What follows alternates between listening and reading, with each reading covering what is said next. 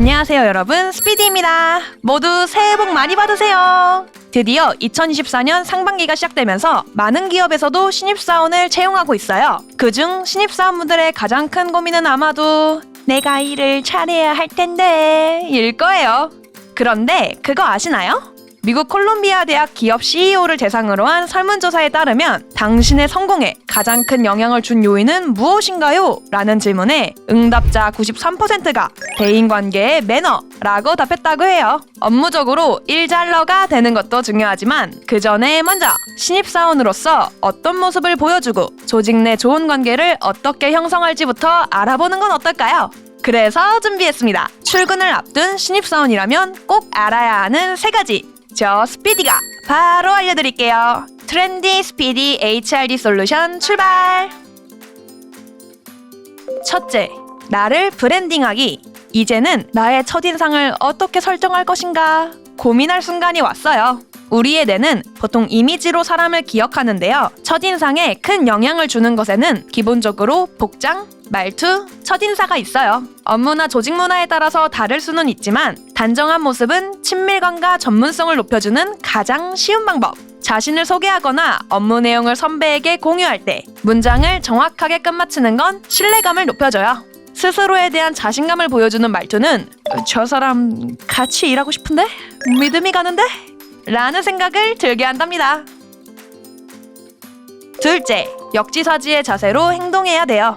말눈광 MZ세대와 젊은 꼰대, 젊은 세대를 표현하는 상반된 두 단어가 탄생한 배경에는 내가 하면 괜찮지만 남이 하면 꼰대다 라는 내로남불의 마음이 있는 건 아닐까요? 세대 간의 업무나 태도에 대한 기준과 생각은 다를 수 있지만 적어도 내가 받고 싶은 것만큼 상대방을 대하자 라는 마음이 중요해요. 내가 상대방에게 한 배려는 분명히 부메랑처럼 다시 나에게 배려로 돌아올 거라는 것. 타인을 배려하는 이미지는 함께하는 동료들에게 10점 만점에 10점! 셋째, 상호작용 관계 기억하기. 사람인 기업 연구소의 설문조사에 따르면 신입사원들이 가장 자주 하는 실수 1위는 지시와 다른 방향으로 업무 진행이에요. 이런 문제는 왜 생기는 걸까요?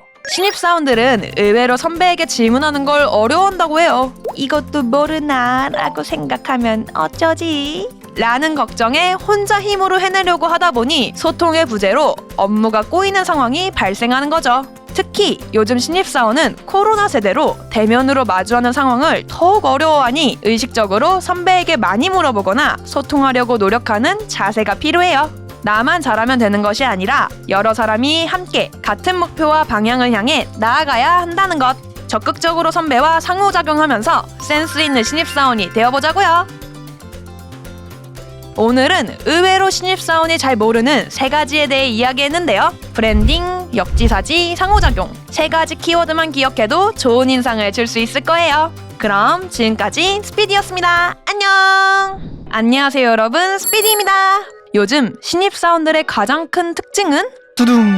바로 이분들은 취업 직전 혹은 대학 시절에 코로나를 겪은 세대라는 것. 솔직히 외롭고 누군가와 함께하는 과제가 지극히 적었던 게 사실이죠.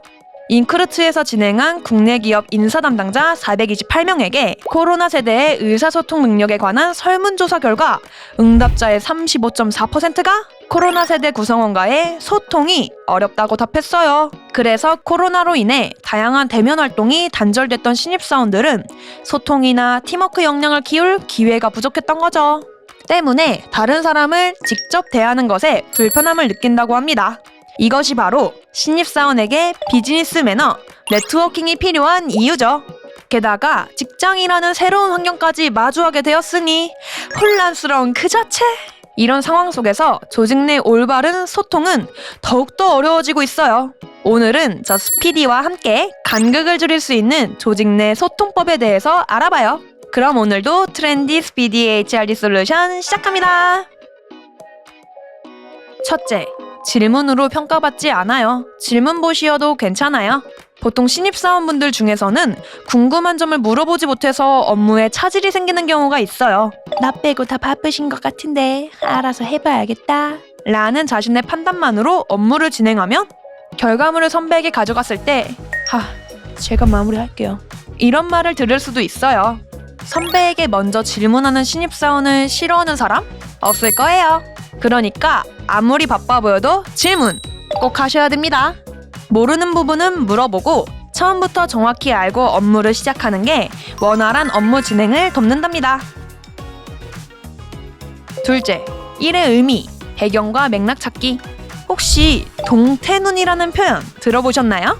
생기 없이 흐릿한 눈을 지칭하는 말인데요. 내가 지금 이 일을 왜 하고 있는지도 모른 채 기계처럼 움직이면 여러분의 눈도 동태눈처럼 될 줄 몰라요. 일의 본질은 무엇인지, 나는 무엇을 위해서 이 일을 하고 있는지, 지금 하고 있는 업무의 수준이나 마감 기간은 언제까지인지 이런 것들을 명확하게 알고 있어야 해요. 일이라는 것은 연속선상의 결과물이기 때문에 일의 히스토리를 파악하고 이 일의 맥락을 짚을 수 있어야 한다는 것. 셋째, 확인과 점검은 필수. 소통이 어려운 이유는 사고방식의 차이 때문이에요. 서로 머릿속에 있는 생각이 다른 거죠. 리더도 내가 잘 설명한 건가? 제대로 이해한 건가? 라고 생각할 수 있어요. 그렇기 때문에 후배는 자신이 이해한 내용을 다시 한번 확인하는 과정이 필요해요. 말씀해주신 내용은 저는 이렇게 이해했는데 선배님, 이게 맞을까요? 하고 솔직하게 질문하면서 선배의 지시사항과 나의 역할을 한 번 더 점검한다면 여러분은 바로 알, 잘, 딱, 깔, 센 후배가 될 수 있답니다. 지금까지 조직 내에서 서로 간의 생각 차이를 좁힐 수 있는 소통법에 대해 공유해봤는데 어떤가요? 오늘 말씀드린 내용은 특히나 근래 신입사원분들에게 많은 도움이 될 것 같네요. 소통법의 3가지 법칙 잊지 마시고 대면으로 마주하는 상황에서도 너무 겁먹지 않았으면 좋겠어요. 선배들은 후배님들을 아주 아낀답니다. 그럼 지금까지 스피디였습니다. 다음에 또 만나요. 안녕하세요 여러분, 스피디입니다. 직장인 767명을 대상으로 한 인크루트 설문조사에 따르면 현재 팀의 직속 상사에 대한 만족도는 어느 정도인가요? 라는 질문에 불만족하다고 한 응답자는 무려 34%! 그중 자신의 업무에 관한 책임을 회피하는 미꾸라지 같은 상사가 25.7%로 불만족한 상사의 유형 1위를 차지했어요. 그렇지 않아도 책임에 대해서 많은 부담을 느끼고 있을 신입 리더분들에게는 이 결과가 더욱 남일처럼 느껴지지 않을 것 같은데요. 우리는 그저 허허허 그래요 좋아요 라고 말하는 좋은 사람이 아니라 업무에 책임을 지고 구성원을 이끄는 좋은 리더가 되어야 합니다. 책임을 질 수 있으려면 우선 업무의 전체적인 흐름을 알아야 해요. 그러니까 리더는 숲과 나무를 모두 볼 줄 알아야 한다는 것. 이번에는 신입 리더를 위한 기본적인 조직 내 관리법 2가지에 대해서 공유해드릴게요. 트렌디 스피디 HRD 솔루션 시작합니다. 첫째, 큰 그림을 미리 계획 구상하기. 리더의 캘린더에는 현재 시점으로부터 적어도 향후 6개월까지의 일정이 계획되어 있는 것이 좋아요. 당장의 앞날도 예측하기 어렵다곤 하지만 조직의 전체 성과 목표를 달성하고 정량적 정성적인 목표를 달성하기 위한 주요 일정과 계획이 필요하다는 거죠. 때문에 장기적인 목표를 수립하면서 전략의 방향성을 공유하고 그 다음에 세부적인 계획을 설정해야 해요. 기대 업무 성과는 무엇인지, 세부 목표 달성을 위한 업무는 어떤 것이 있는지 확인하고 업무의 우선순위는 어떻게 되는지 정리합니다. 이렇게 큰 그림부터 작은 세부 목표를 구성하는 것은 의미 있는 성과를 달성하는 첫 걸음이랍니다.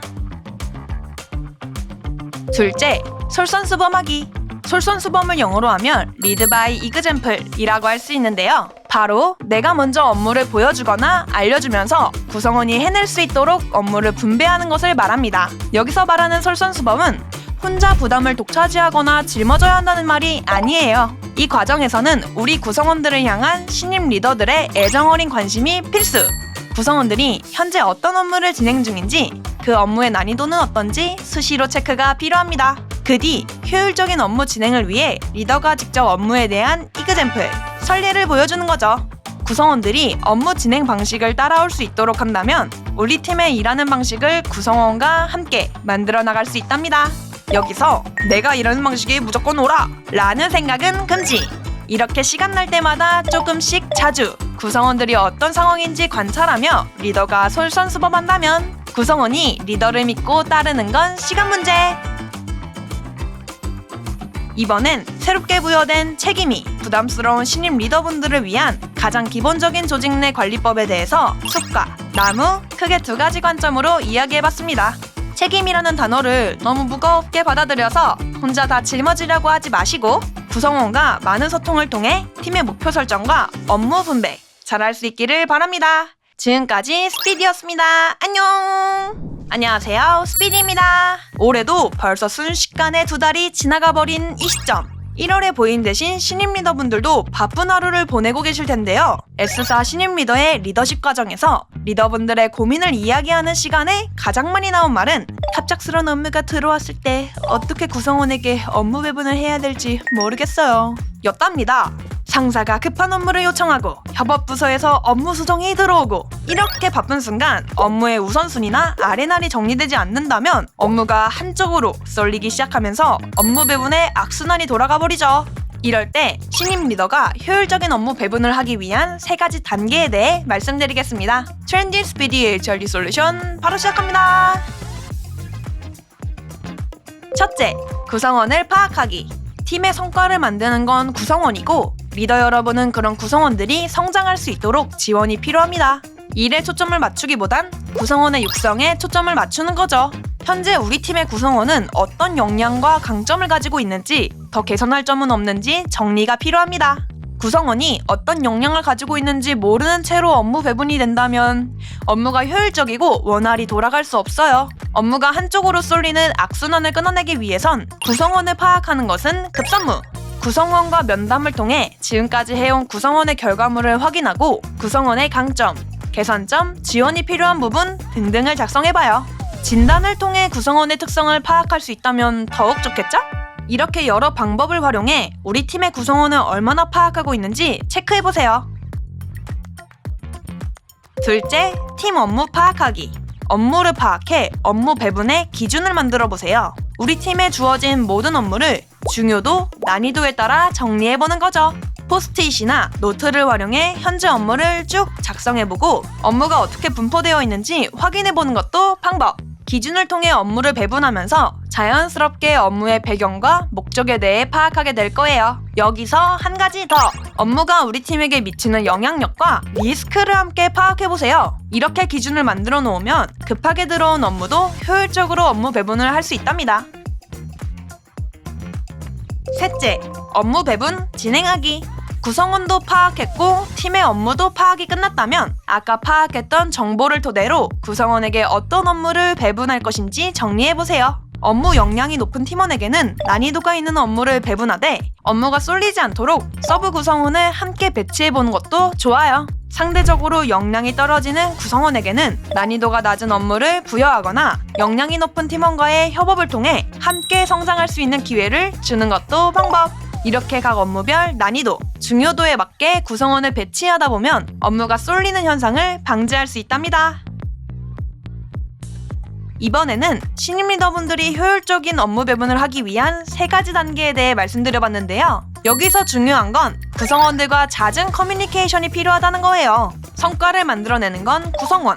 우리는 그런 구성원이 성장할 수 있도록 지속적인 커뮤니케이션을 통해 지원해야 합니다. 이 3가지를 당장 완벽하게 해내지 못하더라도 지속적으로 구성원과 소통할 수 있는 창구를 만들어 우리 팀만의 업무 배분 방법을 찾아보세요. 그럼 지금까지 스피디였습니다. 안녕! 안녕하세요, 트렌디입니다. 오랜만에 인사드리죠? 저는 잘 살고 있었습니다. 그동안 다양한 기업의 학습자들에게 솔루션을 제공하면서 전국 방방곡곡을 돌아다니고 있었습니다. 그럼 이번에 저와 함께 트렌디 스피디 HRD 솔루션 시작해볼까요? 정답 없는 세상에서 리더로 살아남기라는 책에서 구성원들은 리더가 되고 싶어 하는가? 라는 질문에 무려 75%의 리더가 구성원들은 리더가 되길 원하지 않는 것 같다고 응답했습니다. 마찬가지로 74%의 구성원들도 나의 동료들은 리더가 되길 원치 않는 것 같다고 응답했고요. 실제로 리더라는 자리를 기피하고 싶은 리더포비아 현상이 심화되고 있습니다. 이런 상황에서 중간관리자라는 리더가 된 여러분들은 이왕이면 잘해보고 싶지만 여러 가지 상황으로 인해 많은 스트레스를 받고 있을 거예요. 상사는 빠르게 성과를 내길 바라고 아래에서는 업무 피드백을 해달라고 하고 게다가 후배들의 결과물이 마음에 안 들어서 이것저것 수정하다 보면 이미 여러분은 야근까지 심지어 2023년도에 ATD 세션에서 중간관리자는 열심히 일하는 것 대비 인정과 칭찬을 받지 못한다고 표현했고요. 어떤 회사는 중간관리자가 오히려 수직적인 구조를 만든다는 이슈로 중간관리자를 축소시키기도 하고 있습니다. 하지만 역설적이게도 중간관리자는 필요 없는 자리다라는 생각과 다르게 실제 중간관리자의 비율은 늘어나고 있습니다. 즉, 중간관리자는 조직과 성과를 위해 꼭 필요한 존재라는 거죠. 중간관리자는 다양한 팀원들을 관리하면서 권한을 부여하고 상사와 후배들의 네트워크를 형성하는데 리딩을 하는 역할을 하고 있는데요. 2023년 ATD 세션 중 중간관리자는 비즈니스의 전략과 실행을 연결해주면서 문화를 만들어가는 역할이라고 이야기한답니다. 중간관리자는 수직 구조를 만드는 역할이 아닌 오히려 수평 구조를 만들 수 있는 중요한 역할을 하고 있습니다. 이렇게 중간관리자가 중요해지고 있는 시점에서 리더로서의 역할이 모호해지는 순간 이는 번아웃과 스트레스로 다가올 수 있습니다. 그래서 이번에는 중간관리자들이 리더가 된 후 놓치면 안 되는 역할 2가지에 대해서 말씀드리겠습니다. 첫째, 리더이자 팔로워의 역할. 이제는 일을 잘 해야 하는 게 아닌 성과를 이끌기 위해 일을 잘 되게 하는 역할을 해야 합니다. 그러니까 여러분이 리더이자 팔로워의 역할을 수행한다는 의미인 거죠. 리더로서는 조직의 성과 창출을 위해 방향성을 제안하고 팀을 이끌어야 합니다. 팔로워로서는 상사의 지시와 의도를 정확하게 이해하고 실무자들과 함께 실행하면서 실무자의 의견을 수렴해 상사에게 전달할 수 있어야 합니다. 나의 역할이 모호해지는 순간 결국 나의 한계를 인지하지 못하고 번아웃으로 이어질 수 있기 때문입니다. 또한 리더와 팔로워로서의 역할 균형은 결국 조직 내 신뢰와 적극적인 소통의 기반이 됩니다. 이제 내가 어디에 위치해 있고 어떤 역할을 가지고 있는지 아는 건 리더십 발휘의 시작입니다. 여러분은 훌륭한 리더이고 충실한 팔로워임을 잊지 마십시오. 둘째, 상사와 실무자의 연결다리 역할. 중간관리자의 주요 역할 중 하나는 커뮤니케이션입니다. 단순히 업무 지시를 넘어 조직 내 소통의 다리 역할이 필요한 거죠. 여러분에게 상사와 후배는 어떤 존재인가요? 상사는 여러분을 지원할 수 있도록 돕는 존재이고 후배는 성과를 낼 수 있게 도와야 하는 존재입니다. 이렇게 상사와 후배의 존재를 인지하고 의사소통을 어떻게 하면 효율적인 시너지를 낼 수 있을지 고민해 보셔야 합니다. 의견을 자유롭게 나눌 수 있는 환경을 조성하고 원활한 협업 생태계를 실현하기 위해 조직의 프로세스를 만들 수 있어야 합니다. 중간관리자의 연결다리 역할은 결국 조직의 긍정적인 문화를 만들어낼 수 있는 기회입니다. 오늘은 중간관리자가 놓치면 안 되는 역할 2가지에 대해서 이야기해봤는데요. 많은 사람들이 리더가 되기를 기피하는 이런 상황 속에서 중간관리자의 역할을 묵묵히 수행하고 있는 여러분들의 용기에 박수를 보내드립니다. 여러분은 조직의 성과 향상을 위해 문화를 만들고 팀 간의 네트워킹을 리딩하는 중요한 역할을 하고 있습니다. 과도한 업무가 들어오고 위아래로 나를 쪼고 이런 상황에서 나는 결국 어떤 역할을 해야 하는지 생각해 볼 수 있는 소중한 시간이 되셨기를 바랍니다. 오늘의 트렌드는 여기까지입니다. 안녕, 다음에 만나요. 여러분 안녕하세요, 트렌드입니다. 오늘은 조금 색다르게 상황극 하나를 준비해왔습니다. 바로 보시죠. 아침부터 상사 스피디에게 불려간 중간관리자 트렌디 씨. 아니 그게 말이야, 다른 건 아니고 우리 계속 제작하고 있는 그 카탈로그 그거 외부 업체랑 협업해보면 어떨까 싶은데 그 트렌디 씨가 컨택 좀 해봐요. 당황한 트렌디 씨, 아무 말도 못하고 있다. 예, 알겠습니다. 잘하고 있는 걸 왜 갑자기 일을 키우지? 뭐 일단 컨택은 해봐야겠는데. 며칠 후. 트렌디 씨, 일로 와봐요. 내가 언제 내용 구성을 바꾸라고 했나? 내가 말한 건 전문적인 업체랑 같이. 띠로리. 아무래도 많은 중간관리자분들이 비슷한 경험이 있을 거라 생각이 되는데요. 애매모호한 업무 지시가 들어온 상황에서 상사의 스타일을 짐작해서 업무를 하다 보면 결국 불편한 피드백을 듣게 되고 매번 답답한 순간을 반복하게 되는 거죠. 이런 상황에서 중간관리자 여러분은 어떻게 효율적인 소통을 해야 하는지 2단계로 말씀드리겠습니다. 트렌디 스피디 HRD 솔루션, 렛츠 고! 첫째, 숨은 의도 파악하기. 상사의 숨은 의도는 유추하는 게 아니라 파악이 필요합니다. 아까 전 대화에서 트렌디가 한 가장 큰 실수는 그 자리에서 네, 알겠습니다. 로 대화를 끝냈다는 것. 이제 여러분들은 대화를 끝내지 말고 이 업무의 목적과 핵심을 질문해 업무의 효율을 이끌어낼 수 있어야 합니다. 상황극을 통해 더 알아볼까요? 트렌디 씨가 컨택 좀 해봐요. 네, 선배님. 혹시 이번에 외부 업체랑 진행하는 목적에 대해서 알 수 있을까요? 우리 이번에 실적 괜찮았으니까 투자 좀 해서 색다르게 해보려고요. 전문 업체랑 진행하면 퀄리티도 어느 정도 보장되고 일정도 더 빠르게 진행할 수 있잖아요. 그러면 이번 카다로그에서 더 디벨롭이 됐으면 하는 부분이 있으신가요? 매번 레이아웃이 똑같으니까 보는 사람 입장에서 구성 방식만 조금 달라져도 색다르게 느껴질 것 같아요. 아무래도 같은 작업을 반복하다 보니까 업체를 통해 다른 방식도 같이 고민해보면 좋을 것 같아요. 자, 먼저 목적과 배경에 대해 물어보니 1차적으로 우리가 전문 업체와 협업해야 하는 이유에 대해서 알 수 있었죠. 그런데 여기서 멈추지 않고 실제로 상사가 협업을 원하는 숨은 의도를 파악하기 위해 질문을 던져야 합니다. 결국 상사가 원하는 방향은 어떤 건지 물어보는 거죠. 그랬더니 사실 상사는 기존의 레이아웃을 새롭게 바꾸길 원하고 내부 구성원들이 다양한 시각을 가지길 원했던 것입니다. 그 전의 질문으로도 우리는 업무를 하는데 큰 지장은 없었을 거예요. 하지만 숨은 의도를 파악하게 된다면 상사는 자신이 원하는 부분에 대해 충족하게 되면서 여러분에 대한 신뢰감을 높일 수 있게 되는 거죠. 정리하자면 업무의 목적과 배경을 넘어 상사가 결국 원하는 방향성, 숨은 의도 파악을 하는 질문이 필요한 겁니다. 둘째, 방식과 기한 조율하기.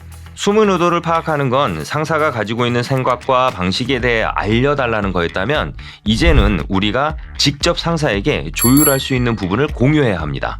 후배들에게 업무 전달, 우려되는 상황, 기대 효과 등 우리가 먼저 제시해 주는 거죠. 네, 이해했습니다. 그러면 레이아웃에 특화된 업체를 우선 선정해 보겠습니다. 업체 커뮤는 조선님이랑 같이 생각 공유하면서 정리를 한번 해볼 필요가 있을 것 같고요. 그리고 이번 주 금요일까지 선정 업체 한 2-3곳 정도 전달 드리는 건 어떨까요?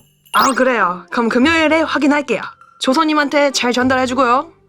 이런 질문을 통해 우리는 이후 후배들에게 업무를 전달할 때도 구체적인 가이드라인을 전달하고 구성원의 성장까지 지원할 수 있지 않을까요?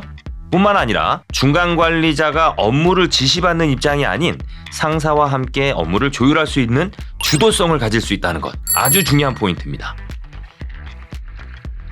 오늘은 조금 색다르게 상황극을 통해 여러분들과 함께 상사와 소통하는 법에 대해서 이야기해봤는데요. 여러 가지 다양한 상황들이 있겠지만 결국 중간 관리자 여러분들이 꼭 알아야 하는 2단계는 상사가 원하는 방향성, 숨은 의도를 파악하고 업무를 진행할 때 직접 조율할 수 있는 부분을 상사에게 먼저 제안해보는 것. 이렇게 몇 가지 질문을 통해 일방적인 수용이 아닌 협의와 조율을 진행할 수 있고 여러분은 업무의 주도성을 가질 수 있게 됩니다. 모든 중간관리자 여러분들에게 응원을 보내며 그럼 오늘의 트렌드는 여기까지입니다. 안녕. 안녕하세요 여러분, 스피디입니다. 목소리가 조금 다르죠? 원조 스피디 대신 오늘은 특별히 새롭게 개건 스피디가 나와봤답니다. 누구보다 빠르게 남들과는 다르게 HRD 트렌드를 전달하는 트렌디 스피디 HRD 솔루션. 오늘은 팀원의 번아웃에 대해서 이야기해보려고 합니다. 스피디하게 가볼까요? 전 세계적 현상이 되어버린 번아웃 확산은 다양한 업무 영역에서 나타나고 있는데요. 루트 컨설팅에서 진행한 4월 TVS 공개 세미나에서도 우리 팀의 몰입도는 어느 정도이고 그렇게 생각한 이유는 무엇인가요? 라는 질문에 요즘 팀 회의에서 팀원들이 의견을 거의 내지 않더라고요. 팀원의 활력이 많이 떨어진 걸 느껴요. 모든 팀원이 그런 건 아니겠지만 이직을 원하는 팀원들이 꽤 있는 것 같아요. 라는 답변을 많이 해주시더라고요. 이렇듯 최근 현업에서 팀원의 번아웃은 리더들의 고민 중 꽤 큰 비중을 차지하고 있는 거죠. 실제로 직장인 약 19만 명을 대상으로 한 스트레스 설문조사에서 88.6%가 번아웃을 경험했다고 하니 이제는 정말 남이 아닌 나의 이야기가 될 수도 있다는 것 실감이 나시나요? 에이, 우리 팀은 아니겠지, 괜찮을 거야 라는 생각은 삐빅 옐로 카드. 또한 직장인 번아웃의 가장 큰 원인은 65.3%로 체계적이지 못한 업무 진행이라고 해요. 조사 결과 의외이지 않나요? 저는 솔직히 과다한 업무량이 1위일 줄 알았거든요. 이런 조사 결과가 나왔다는 건? 다시 말해서 업무를 잘하고 싶다는 팀원들의 열정과 의지는 충분히 있다는 거죠. 하지만 때로는 업무를 배정받은 팀원들이 우리 리더분들에게 제가요? 이걸요?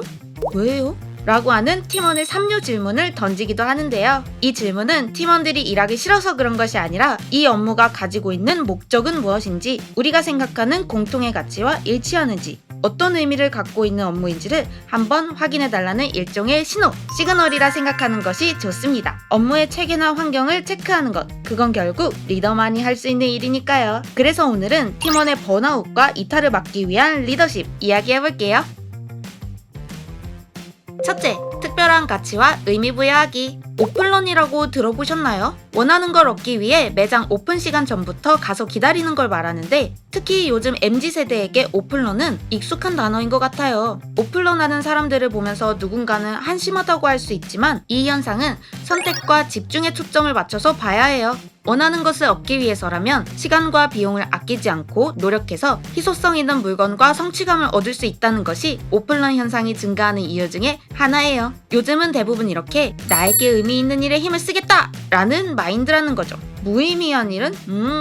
절대 no. 그 행위의 가치를 모르겠어요. 앞서 체계적이지 못한 업무 진행이 직장인 번아웃의 가장 큰 원인이라고 말씀드린 것처럼, 업무를 배분할 때도 단순히 해야 할 일을 주는 것에서 그치는 게 아니라 팀원이 무엇을 얻어갈 수 있는지 생각해 봐야 해요. 업무에서 느끼는 경험이 오로지 권태로움, 지루함, 무의미한 뿐이라면 팀원은 내가 여기서 뭘 하고 있는 거지? 라는 생각이 들 수 있죠. 이 일을 하는 이유는 무엇인지, 팀과 회사에 어떤 영향을 줄 수 있는지, 더 나아가 팀원 개인에게도 이 일이 어떤 경험과 의미가 될 수 있는지, 이런 질문을 통해서 팀원이 업무에서 느끼는 경험을 긍정적으로 변화할 수 있도록 업무 그리고 행동의 목적과 특별한 가치를 전달할 수 있답니다. 둘째, 시작점 알고 퍼스널 솔루션 찾기. 팀원의 번아웃은 ASAP, 최대한 빠르고 적절하게 해결해야 해요. 뒷짐을 지고 팀원에게 어느 만큼의 시간을 줄 것인가가 아니라 어떻게 기다릴 것인지가 중요하다고요. 먼저 우리 팀원이 번아웃을 겪는 이유가 무엇인지부터 파악해보세요. 익숙하지만 반복되는 업무 때문에 매너리즘에 빠진 경우, 많은 업무량 혹은 난이도 높은 업무 처리에 에너지를 모두 소모한 경우, 성과를 위해 열정 가득하게 노력했지만 가시적인 성과가 보이지 않아 실망하고 지친 경우 등, 번아웃의 원인은 개인마다 다르니까요. 실제 화재가 난 경우에도 최초 발화 지점을 먼저 찾아 화재의 원인을 규명하듯이 자기 자신을 하얗게 불태워버린 팀원의 번아웃도 원인을 먼저 알아야 한다는 거죠. 불꽃이 점화된 팀원에게는 새로운 시각과 관점으로 전환할 수 있는 질문을 던지는 게 좋아요. 이때 활용할 수 있는 체크리스트를 함께 보여드릴게요. 크게 업무의 목적과 자율성, 그리고 성장감을 기준으로 팀원과 원오원 대화를 해보면 번아웃의 시작점이 어디인지 알게 되고 이를 해결할 수 있는 방향을 잡을 수 있을 거예요. 그러면 힘들면 조금씩 다가와 라는 말이 아니라 팀원의 상황에 따른 맞춤 답변, 바로 퍼스널 솔루션을 전달할 수 있는 리더가 될 수 있답니다. 자, 이렇게 팀원의 번아웃을 방지하기 위한 리더십에 대해서 말씀드렸는데요. 루트 컨설팅에서는 계속해서 발빠르게 HRD 트렌드를 전달할 테니 기대 많이 해주세요. 안녕! 으차. 안녕하세요 여러분. 저는 얼마 전 코엑스에서 진행한 대한민국 인적자원 개발 솔루션 박람회, 바로 2024 HRD 엑스포 현장에 직접 다녀와 봤는데요. HRD 산업에 종사하는 다양한 사람들이 한 곳에 모일 수 있었던 뜻깊은 시간이었어요. 그곳에서 공통적으로 보였던 핵심 트렌드는 무엇인지 함께 공유해 보려고 하는데요. 그럼 오늘도 트렌디 스피디 HRD 솔루션 출발합니다. 뿌뿌! 2024 HRD 엑스포는 네모다. 네모 안에 들어갈 단어는 뭘까요? 바로 AI! 2024 HRD 엑스포 1일차에는 32개의 부스가 진행되었는데요. 여길 봐도 AI, 저길 봐도 AI. AI를 통한 쇼폼형 학습 서비스부터 HRD 플랫폼, 종합검진, 팀 교육까지 AI라는 단어가 쓰여있지 않은 부스를 찾는 게 더 어려울 정도였다니까요. 바쁘다 바빠 현대사회 라고는 하지만 급변하는 AI 시대가 HRD의 패러다임도 바꾸고 있구나 라는 게 확실하게 느껴졌어요. AI로 인해 HRD도 굉장히 중요한 변곡점에 서 있다는 거죠. AI 다가와 A 변화는 커져가 AI 왜 그렇게 울상인 표정이시죠?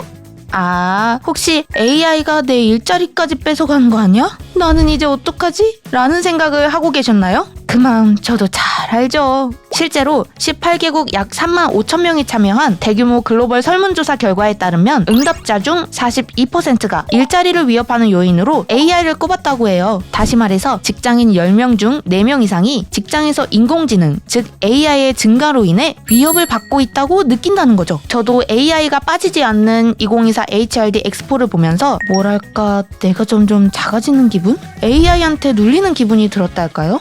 하지만 그런 제 걱정을 싹 날려주는 엑스포 참여자 한 분의 말씀이 있었으니 어딜 가도 AI가 화두인 요즘 사회에서 AI가 내 자리를 빼앗을까봐 두려워하는 게 아니라 오히려 나에게도 AI가 새로운 먹거리가 될 수 있겠구나 라고 생각해보세요. 와, 왜 저는 AI를 대항할 생각만 했을까요? 우리는 사고의 방향을 약간만 비틀어서 AI를 어떻게 상대할지가 아니라 어떻게 적용할지를 고민할 필요가 있다는 걸 저 스피디 이번에 완전 깨닫고 왔잖아요. 그래서 오늘은 이렇게 짜란! 우리가 AI 시대를 대하는 태도에 대해서 2가지로 말씀드려볼게요.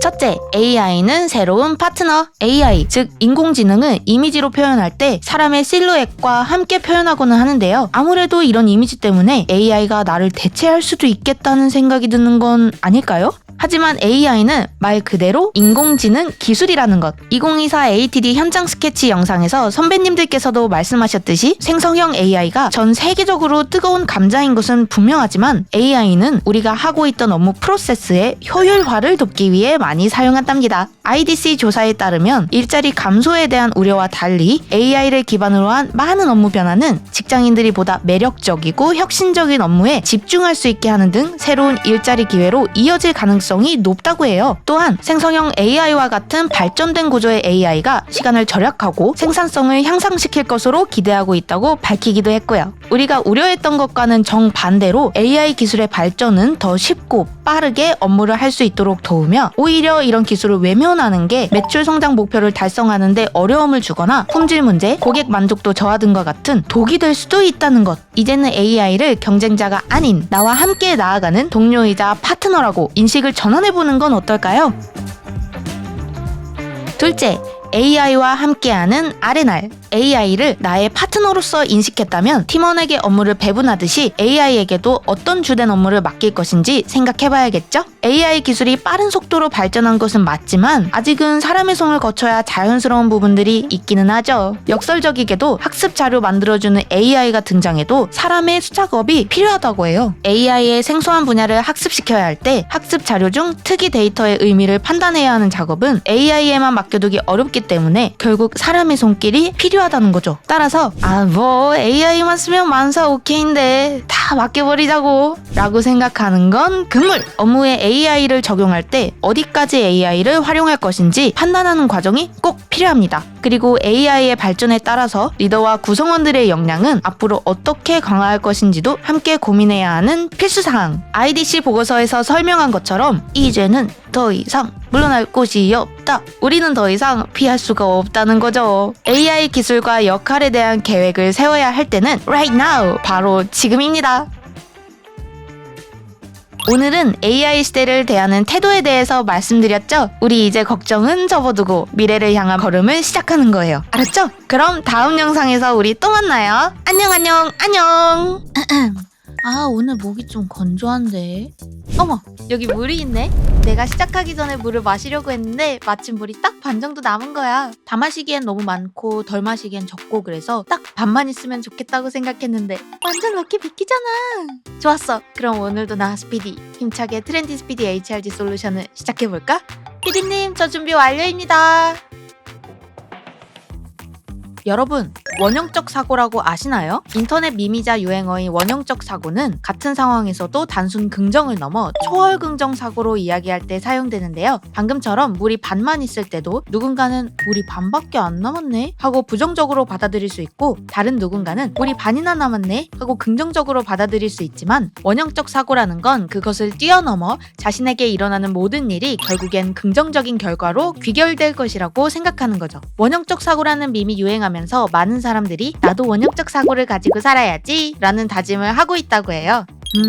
뭔가 비슷한 개념이 생각날 듯 말 듯한데 여러분도 연상되는 게 있을까요? 뭐더라?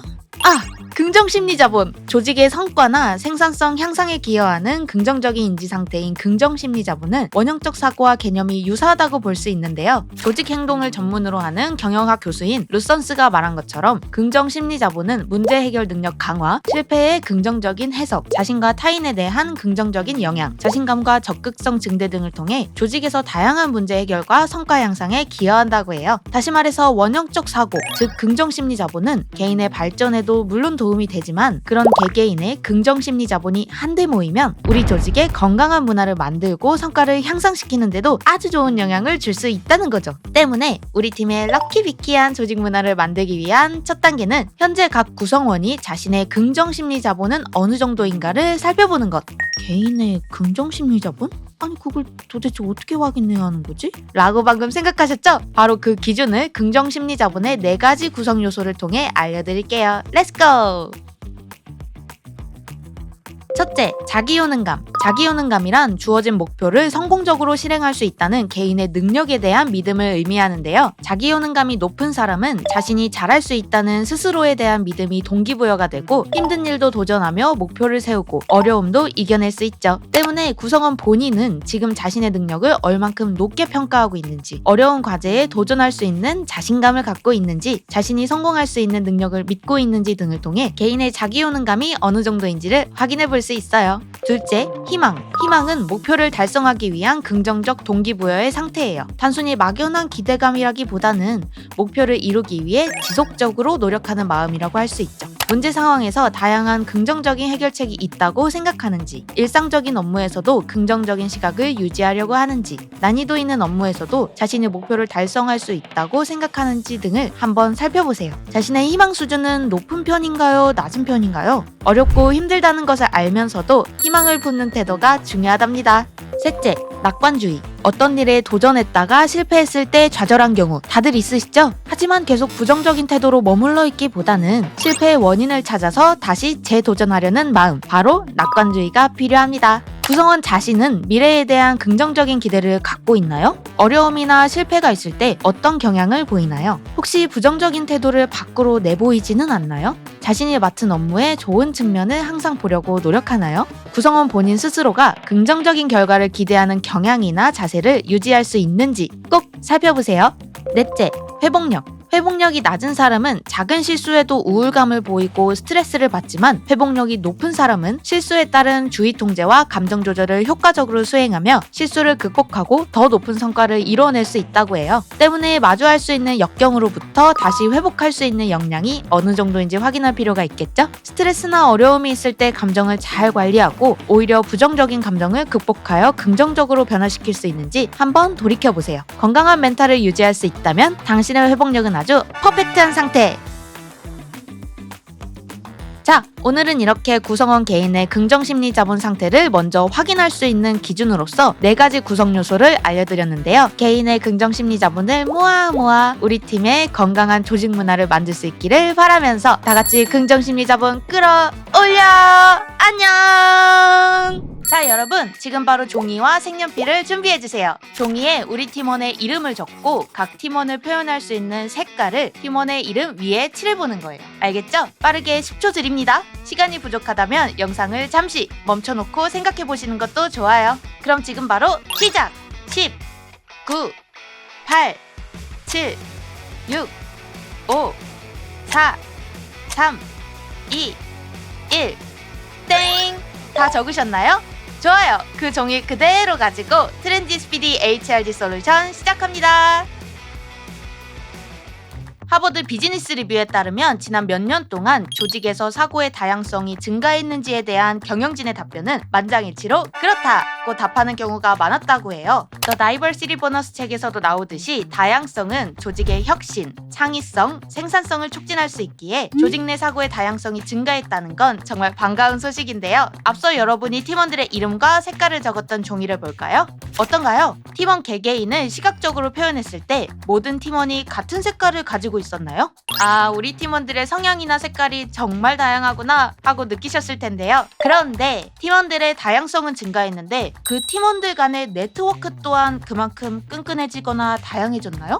대부분의 경영진이 이 질문에는 아니요, 잘 모르겠어요 라고 답변한다고 해요. 뭐 사실 그렇게 놀라운 일도 아니긴 하죠. 같은 깃털을 가진 새는 함께 모인다 라는 말이 있죠. 유유상종, 동종애 라는 말처럼 우리는 나와 같은 생각을 가진 사람과 어울리려는 경향이 있거든요. 하지만 나와 다르다고 그 사람과의 네트워크를 아예 끊어버리는 관계에 대한 고정 마인드셋이 강한 사람들은 새로운 아이디어를 마주하거나 성과를 향상하는데 스스로 브레이크를 걸어두고 있는 것과 다르지 않은데요. 반대로 다른 사람과 네트워크를 구축할 때 연결하는 다리 역할을 하는 사람, 즉 관계에 있어서 성장 마인드셋을 갖고 있는 사람은 새로운 관점을 위해 자신의 안전지대 밖으로 적극적으로 나가서 탐색하고 진짜 다양성을 우리 팀으로 가지고 오죠.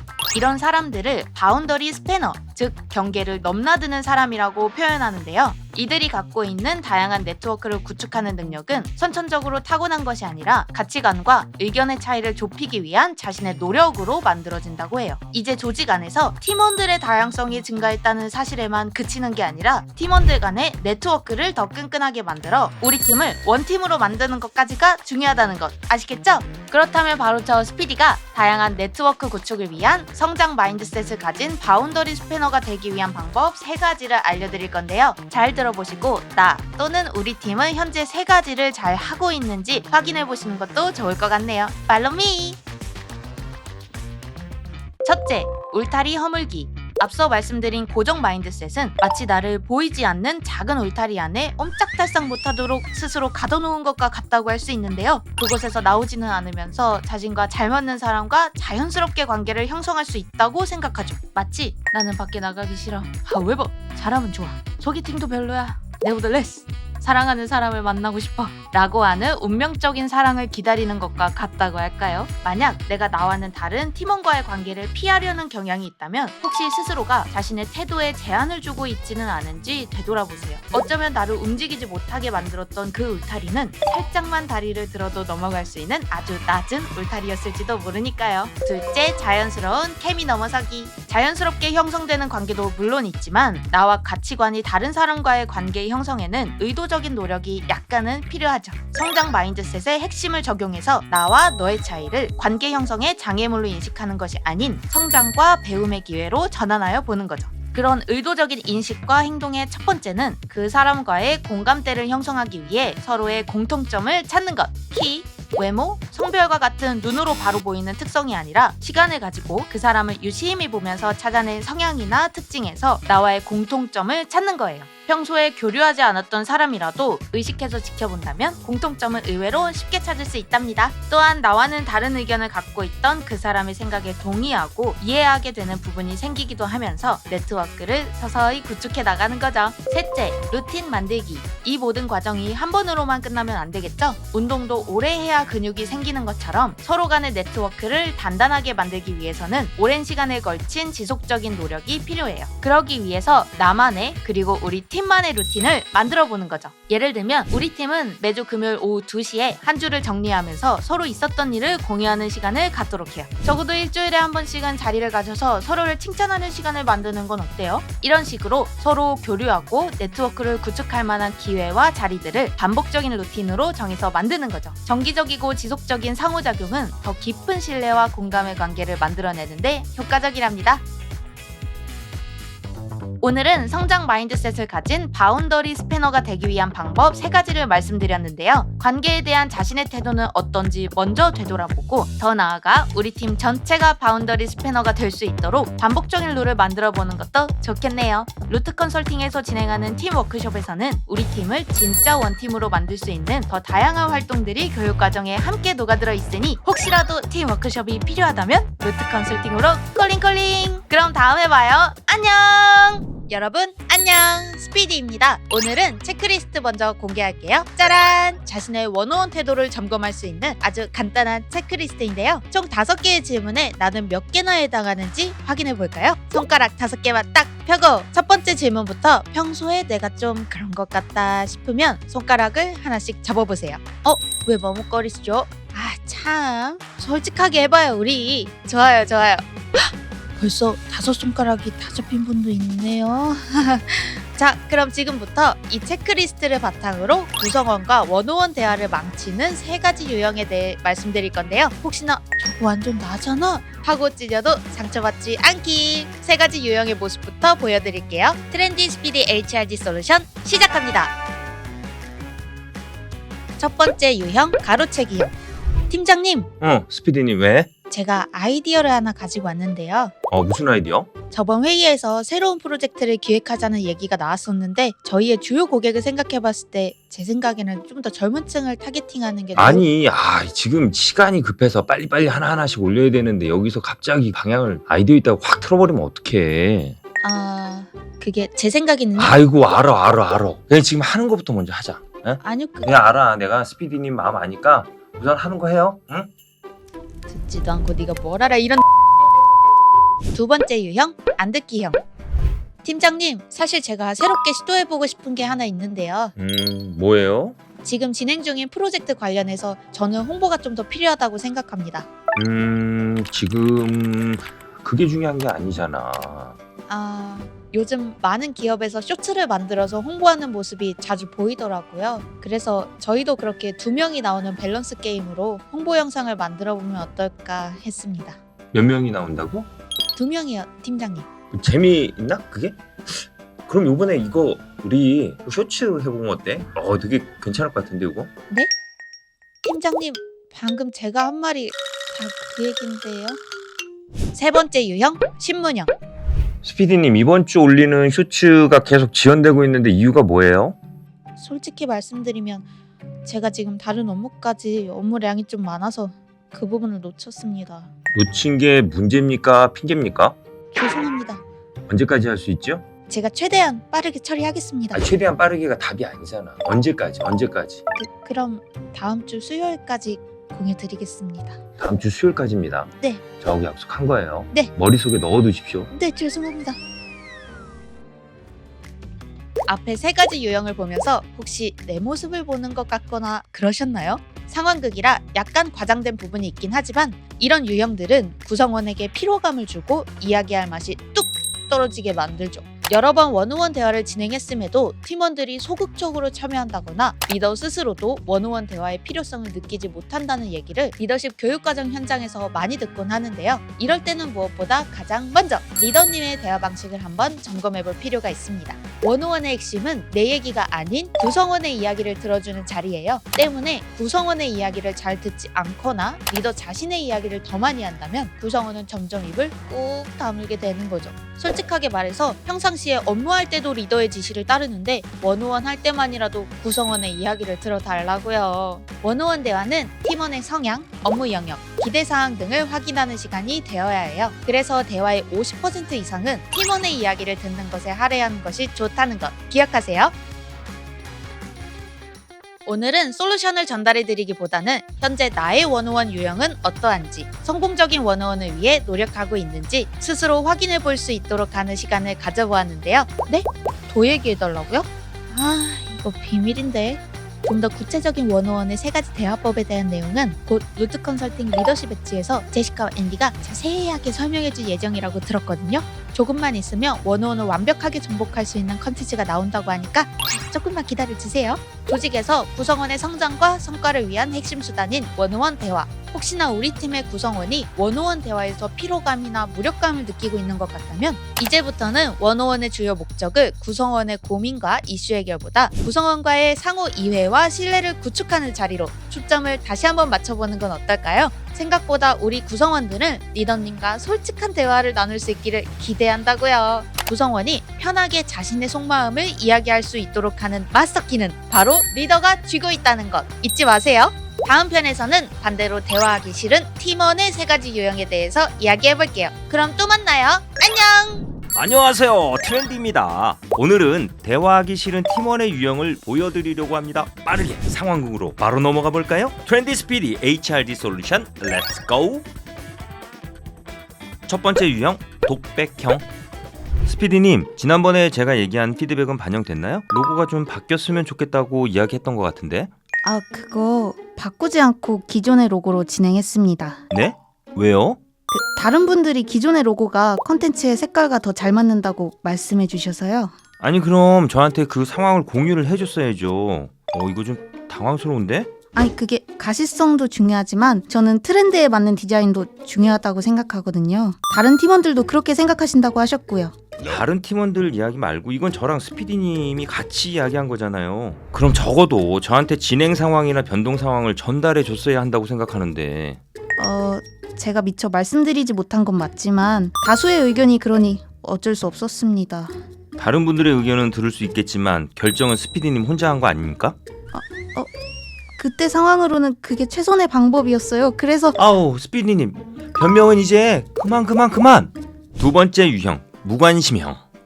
이번에 업무 프로세스를 조금 효율적으로 바꿔볼까 하는데 그동안 업무하면서 힘든 거 없었나요? 네 뭐 괜찮아요. 그리고 하반기 새로운 컨텐츠 기획을 스피디님이 맡아줬으면 하는데 어떻게 생각해요? 스피디님한테 좋은 기회가 될 것 같은데 괜찮죠? 저 좀 바쁜데. 그래요?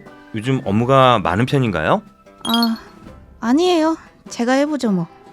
스피디님, 업무량이 많으면 내가 업무 배분을 조정해 볼 수 있으니까 편안하게 이야기해도 될 것 같아요. 팀장님 스마트폰 바꾸셨어요? 네? 저도 지난달에 바꿨는데 이게 사진이 진짜 예쁘게 잘 찍히더라고요. 아니 스피디님 지금 그러고 보니까 우리 팀 회식은 언제예요? 이번 회식은 소고기 먹으러 가요. 소고기. 소고기. 내 얘기는 듣고나 있냐? 세 번째 유형, 부정형. 스피디님, 제 생각엔 지금 우리 팀이 터닝 포인트가 필요한 시점인 것 같은데 혹시 스피디님 새로운 아이디어 좀 있을까요? 터닝 포인트요? 굳이 해야 할까요? 요즘 우리 팀 실적이 잘 안 나오고 정책이잖아요. 이걸 상승 곡선으로 다시 나가야 되는데 같이 의견 나눠보면 좋은 방법이 떠오를까 해서요. 저는 지금도 괜찮은 것 같은데요. 실적이 떨어지진 않았잖아요. 맞는 말이에요. 하지만 계속 머물러 있기보다는 성장하는 팀이 되는 게 좋지 않을까요? 지금보다 많은 경험과 성과도 얻을 수 있고요. 그렇다고 새로운 시도해봤자 큰 효과는 없을 것 같은데요. 새로운 프로젝트에 도전한 다른 팀들 이야기 들어보니까 다들 실패했다고 하던데. 그렇다면 실패한 이유가 뭔지 파악하고 우리 팀이 성공할 수 있는 방향을 생각해 봐야 되잖아요. 터닝 포인트라 별 의미도 없고 저는 지금의 실적이 떨어지는 것보다 유지라도 하는 게 나을 것 같아요. 말을 말해야지. 어떠셨나요? 보기만 해도 속이 답답하신가요? 팀원들과 원어원 대화, 리더분들에게 참 쉽지 않은 자리인데요. 어떻게 대화를 시작해야 할지, 어떤 말을 해야 할지 이런저런 걱정의 대화 주제를 미리 준비하고 심지어는 어색하지 않도록 재밌는 농담까지 생각해봐도 막상 대화를 시작하면 내 예상과는 왜 이렇게 다르게 흘러가는지. 원어원이 아무리 구성원을 위한 자리라고 해도 모든 구성원이 팀장님 저랑 대화 좀 하시죠 라고 원어원 대화를 기대하거나 기다리지는 않습니다. 구성원의 솔직한 이야기를 들어보려고 질문을 해도 네? 아니요? 딱딱한 단답으로만 답변하거나 그건 안 될 것 같은데요? 부정적이고 회의적인 반응을 보인다면 우리 리더님들 정말 당황스러우실 거예요. 이러한 상황이 계속된다면 구성원만 원어원 대화를 피하는 게 아니라 결국 리더도 점점 자신감이 떨어지면서 원어원 대화를 불편하게 생각하게 되는 거죠.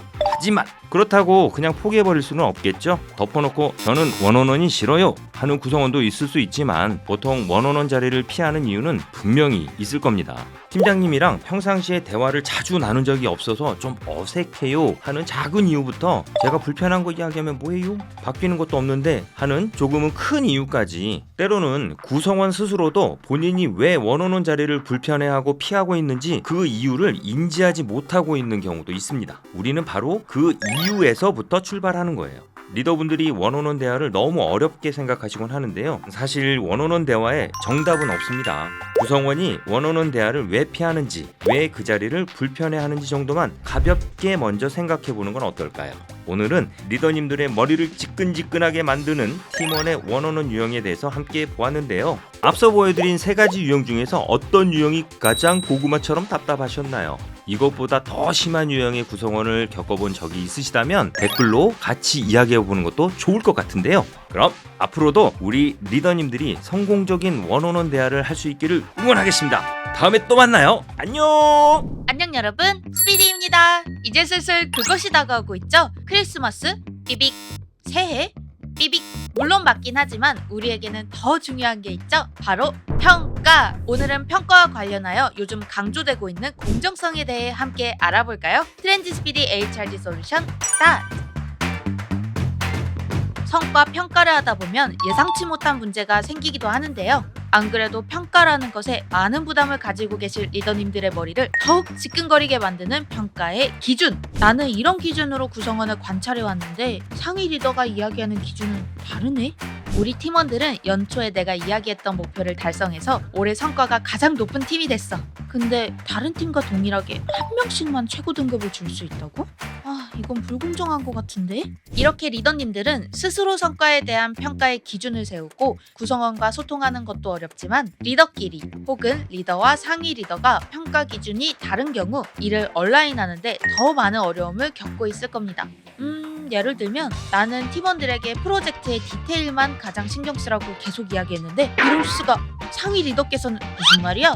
디테일도 중요하지만 결과가 당연히 중요하지. 가시적 결과를 고려해서 평가해요 라고 한다면 아우, 생각만 해도 정말 아찔하네요. 또는 우리 팀은 팀원별 성과 결과에 따라 차등 평가를 했는데 다른 팀은 과정을 보고 대부분의 팀원에게 비슷한 평가를 주는 경우도 있을 수 있어요. 좀 더 구체적으로 볼까요? A, B, C 등급으로 평가한다고 가정하고 우리 팀의 동그라미 구성원은 8 정도의 능력과 성과를 보여주었어요. 하지만 더 높은 성과를 보인 구성원들이 있어서 동그라미 구성원은 차등 평가로 C 등급을 받게 되었죠. 그런데 다른 팀에 있는 네모 구성원은 5 정도의 능력과 성과를 보여줬고 그 팀에서는 가장 높은 성과를 보여주어 A 등급을 받았어요. 동그라미 구성원과 네모 구성원만 놓고 보면 더 높은 능력과 성과를 보여준 동그라미 구성원이 네모 구성원보다 낮은 평가를 받은 거죠. 동그라미 구성원이 이를 알게 되었을 경우 평가에 대해 억울함을 느끼지 않을까요? 이런 상황은 팀이 속한 상위 조직으로 보았을 때 공정하지 않다고 느끼는 팀원이 생길 수도 있다는 겁니다.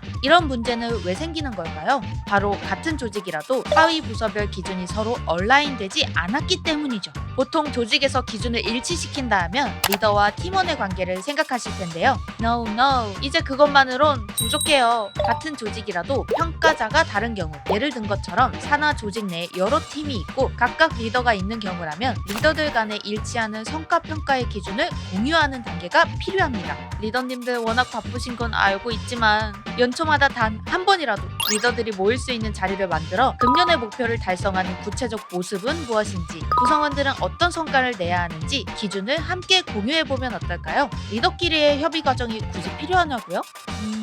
당연히 이런 과정은 시간도 필요하고 서로 불편한 작업일 수 있어요. 하지만 어긋난지도 몰랐다가 끝에 가서 리더분들과 팀원들 모두 낭패를 보는 것보다는 번거롭더라도 조직 전체가 이해하고 있는 목표와 기준을 처음부터 세우고 나가는 게 더 효율적이지 않을까 저 스피디는 조심스럽게 생각해봅니다. 오늘은 성과평가에서 강조되고 있는 공정성에 대해서 말씀드렸는데요. 리더가 팀원에게 탑다운으로 팀의 목표를 전달하기 전에 조직 전체의 기준을 얼라인하기 위한 리더들끼리의 협의하는 단계가 사전에 필요하다는 것. 연말에 있을 성과평가에서 우리 팀원들이 억울하거나 리더 자신 또한 난감한 일이 없도록 우리 조직에도 한번 적용해보는 건 어떨까요? 그럼 다음 편에서는 얼라인된 평가 기준을 바탕으로 평가 결과를 최종적으로 조정하는 캘리브레이션에 대해 트렌디가 더 자세하게 말씀드릴 예정이라고 하네요. 우리는 그럼 다음에 봐요. 바이바이. 안녕하세요, 트렌디입니다. 캘리브레이션 들어보셨나요? 캘리브레이션이란 사전적 의미로 측정 장치와 같은 것을 정확하고 엄밀한 방식으로 사용할 수 있도록 조정하거나 표시하는 것이라고 하는데요. 비즈니스 측면에서는 평가 과정의 정확성, 공정성, 일관성을 높이기 위한 노력의 등급 조정 단계라고 이야기할 수 있습니다. 이러한 등급 조정 단계를 어떤 조직에서는 캘리브레이션이라고 표현하기도 하죠. 얼라인된 조직 전체의 목표를 바탕으로 한 연말 성과 평가 마지막 단계인 캘리브레이션은 조직 전체에서 성과 기준을 통일하고 편견을 줄이며 더 객관적인 평가 시스템을 구축하는 데 도움이 된다고 하는데요. 오늘은 평가의 공정성을 높이는 데 도움을 준 캘리브레이션의 진행 과정에 대해서 이야기해 보겠습니다. 트렌디 스피디 HRD 솔루션 렛츠 고!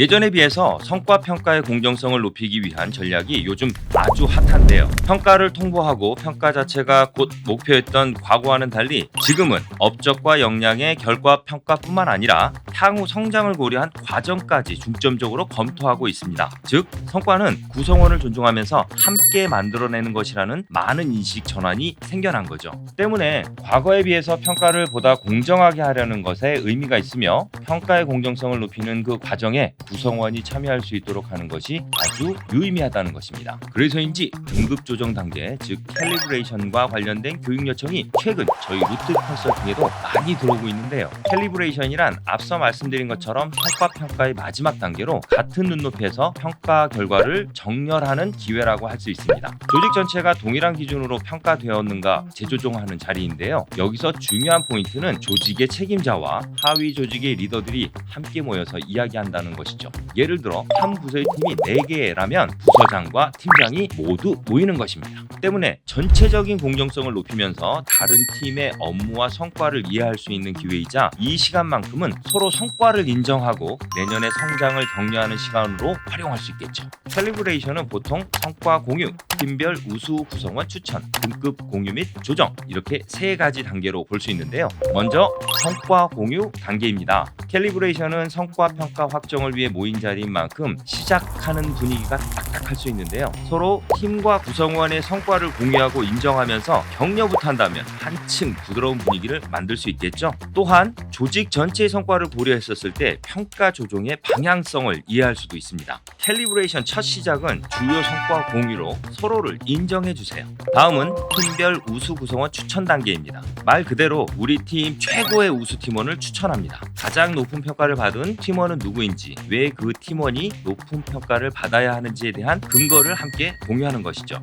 리더님들이 심사숙고해서 결정한 우수 팀원의 사례와 기준을 확인하면서 각 팀의 평가 기준과 방향도 같이 확인해 볼 수 있습니다. 마지막 등급 공유 및 조정 단계에서는 앞서 말한 팀의 성과와 우수 팀원의 내용을 바탕으로 조직 전체 평가 기준을 다 함께 논의하는 것입니다. 우수 팀원의 기준이 팀마다 다를 수 있겠죠? 때문에 다른 팀의 리더분들과 나는 어떤 기준으로 팀원을 평가했는지, 전체적으로 공정한 평가 기준인지 등을 이야기하는 것입니다. 그리고 최종적으로 구성원의 등급을 조정하고 확정하는 것이죠. 성과평가 기준은 완벽하기도 어렵고 정답도 없습니다. 같은 조직에서 함께 일을 하고 있는 사이에 팀별 기준이 다르다는 이유만으로 납득할 수 없는 평가를 받는다면 너무 억울하지 않을까요? 그런 일을 방지하기 위한 방법 중 하나인 캘리브레이션을 통해서 우리 조직 전체 평가 공정성을 끌어올리기 위해 노력해 볼 수 있습니다. 오늘은 최종 성과 평가를 위한 마지막 단계인 등급 조정 단계 캘리브레이션에 대해서 말씀드렸는데요. 캘리브레이션은 더 높은 평가를 쟁취하기 위한 경쟁의 자리가 아닌 평상시에는 교류가 많이 없던, 잘 몰랐던 다른 팀의 업무를 이해하고 서로의 성과를 인정하면서 모두에게 공정한 평가의 기준을 논의하기 위한 자리라는 것을 꼭꼭 기억해 주세요. 저는 여기까지입니다. 안녕! 다음에 뵐게요. 안녕하십니까. 트렌디 스피디 HRD 솔루션의 스피디입니다. 20대 레디씨는 입사한 지 6개월도 채 되지 않은 신입사원입니다. 최근 레디씨에게 고민이 하나 생겼다고 하는데요. 그 이야기 바로 보시죠. 안녕하세요. 저는 얼마 전에 입사한 신입사원인데요. 며칠 전에 잠깐 팀장님이랑 이야기할 일이 있었거든요. 좋아. 입사해서 이제 내가 하고 싶은 일을 해보는 거야. 뭐부터 하면 될까? 레디님. 네, 팀장님. 앞으로 우리 팀에서 레디님이 해야 할 일은 이거 이런 것들이 있어요. 알겠죠? 우리 앞으로 잘해봐요. 네. 알겠습니다. 잘 부탁드립니다. 뭐라? 아니 글쎄 팀장님이 말씀해주신 앞으로 해야 할 일들이 제가 정말 하고 싶었던 일이랑은 좀 다르더라고요. 저는 막 이것저것 시도해보고 싶은데 그건 회사 방향이랑 잘 맞지 않다고, 지금 급한 건 그게 아니라고 하시고, 앞으로도 계속 지금 하고 있는 일만 계속 해야 되는 걸까요? 입사를 잘못했나 하는 생각까지 들어요.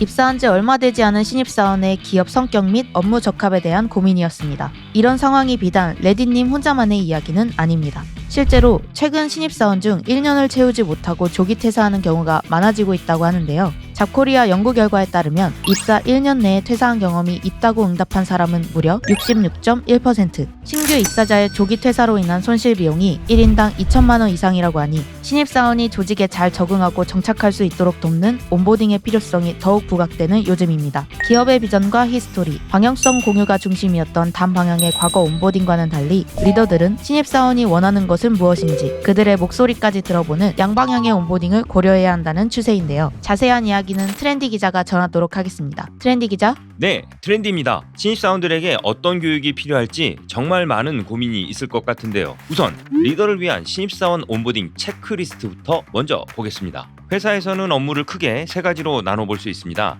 해야 할 일, 머스트, 하고 싶은 일, 윌, 그리고 할 수 있는 일, 캔이 있죠. 레디씨의 사연에서도 볼 수 있듯이 보통 많은 조직에서 리더는 구성원들에게 해야 할 일, 즉 머스트만 이야기하곤 합니다. 반대로 구성원 중 특히 신입사원들은 하고 싶은 일, 즉 윌만 기대하고 있습니다. 트렌디 기자, 그렇다면 캔은 어떻게 챙길 수 있는 거죠? 리더는 머스트를, 신입사원은 윌만을 이야기한다면 각자 원하는 부분의 격차도 클 것 같은데요. 네, 지금부터 어떻게 하면 리더가 신입사원과 간극을 줄이면서 머스트와 윌, 캔을 모두 가져갈 수 있는 온보딩을 할 수 있는지 말씀드리겠습니다. 첫 번째, 머스트를 정확하게 설명합니다. 아무것도 그려져 있지 않은 새하얀 도화지 같은 신입사원에게 회사의 문화와 업무 환경뿐만 아니라 자신의 역할이 무엇이며 해당 업무를 왜 해야 하는지 명확히 인지하고 수행할 수 있도록 하는 도움이 제공되어야 합니다. 또한 내가 잘하고 있는 것인지 스스로 점검하는 기준이 아직 부족한 신입사원에게는 정기적으로 피드백을 제공하고 그에 따른 개선 방향이나 추가적인 교육을 지원하여 성장할 수 있도록 해야 합니다. 두 번째, 윌도 탐색할 수 있도록 합니다. 신입사원의 열정과 의지를 모른 채 해서는 안 되겠죠. 그들이 무엇을 도전해보고 싶어 하는지 장기적인 관점에서 신입사원의 커리어 발전을 지원하고 자신의 역량을 개발하고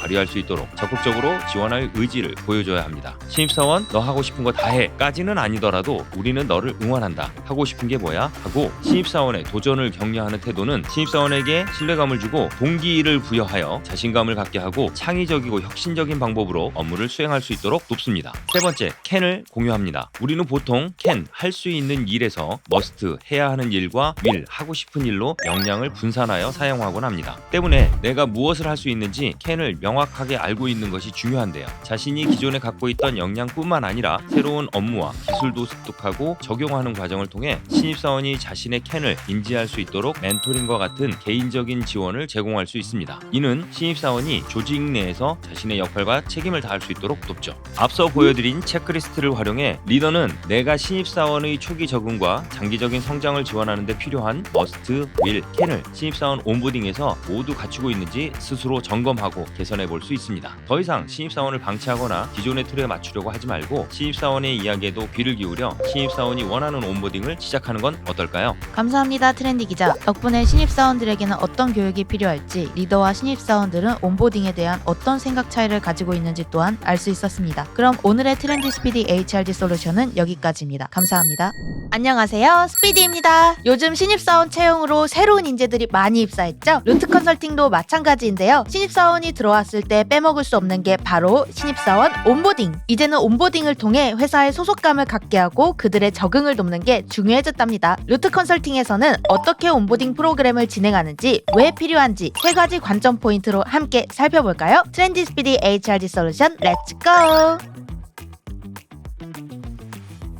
첫째, 개개인의 성장 포인트 점검하기. 온보딩은 구성원들이 조직에 잘 적응할 수 있도록 도와주는 시간이죠. 하지만 단순 적응으로 끝나지 않고 현재의 나는 어떤 사람인가? 나는 어떤 사람이 되고 싶은가? 미래의 나는 어떤 모습일까? 스스로를 인식해보고 전문가가 되어 있는 나를 떠올리는 시간을 갖게 해준다면 나만의 성장 포인트를 찾아 마치 배에 돛을 단 듯 빠르게 성장하는 구성원을 볼 수 있습니다. 나를 구체화시키게 된다면 미래의 나를 위한 계획까지 수립할 수 있는 것도 포인트. 회사의 적응에서 멈추지 않고 개개인의 성장 포인트를 찾아볼 수 있는 시간을 마련해보세요. 둘째, 업무 경험 기회 제공하기. 조직 내에서 자신의 역할과 책임, 그리고 업무에 대해 이해하는 것도 물론 중요하긴 하지만 현업에서 바로 적용할 수 있는 스킬, 간접 체험할 수 있는 기회를 제공하는 거죠. 온보딩 과정에서 업무 관련 스킬을 경험할 수 있다면 신입사원의 불안감은 줄여주고 선배들의 부담감까지 내려놓을 수 있으니 완전 일석이조. 때문에 이번 루트 컨설팅에서도 고객의 니즈를 파악하는 RF RFP 분석, 고객 응대 스킬과 제안 능력을 향상할 수 있는 제안서 작성 스킬, 교육 현장에서 활용할 수 있는 퍼실리테이션 스킬까지 직접 경험할 수 있는 간단한 실습 위주로 온보딩 프로그램이 꾸려졌답니다. 신입사원들의 반응이 가장 핫했다고요. 셋째, 단방향이 아닌 양방향 온보딩. 갤럽 분석에 따르면 효과적인 온보딩 프로그램을 받는 직원 중 70%는 직장에 아주 만족할 가능성이 2.6배 더 높으며 결과적으로 계속 근무할 가능성도 훨씬 더 높은 것으로 나타났어요. 온보딩은 단순히 교육에만 초점을 맞추는 것이 아니라 앞으로 우리와 함께할 소중한 구성원을 맞이하고 환영하는 시간이라는 것을 기억해야 해요. 신입사원과 회사가 함께 이끌어가는 온보딩이라는 것. 루트 컨설팅에서도 멘토와 멘티를 정해 직접적으로 함께 소통하고 자신의 이야기를 공유할 수 있는 시간을 마련해봤는데요. 회사의 일원이라는 소속감뿐만 아니라 기존 구성원과의 친밀감을 형성해 빠른 적응과 성장을 도와주었답니다.